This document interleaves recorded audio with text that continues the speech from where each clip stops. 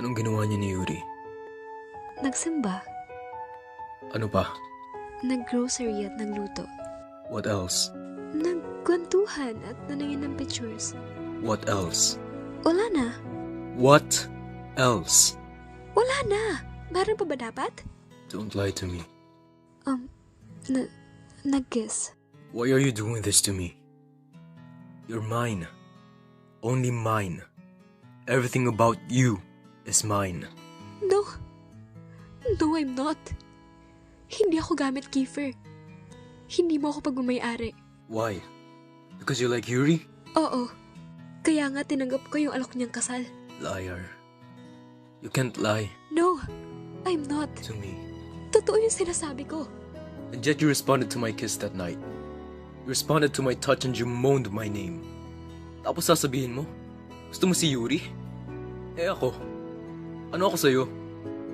You almost gave yourself to me. Sige nga. How come that Yuri's the one you like? Oo na. Hindi ako sigurado sa nararamdaman ko. Pero alam kong yun yung dapat. Pagkakamali lang na muntik na akong bumigay sa'yo. You choose Yuri? Why? Because of that fucking engagement? Hindi. Then why? Kasi yun ang tama. Hindi ko kayang isipin o makitang nasasaktan si Yuri sa parehong dahilan. Kaya kahit hindi ako sigurado tinanggap ko. Gusto kong maranasan niyang maging masaya. So you choose to sacrifice your feelings? Haha? Si Yuri na naman. The oh-so-genius kid.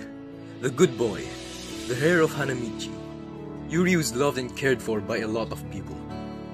Why is it him again? Lagi na lang ba? Akala namin patay na si Percy. Siya ang unang inalala nila sa amin.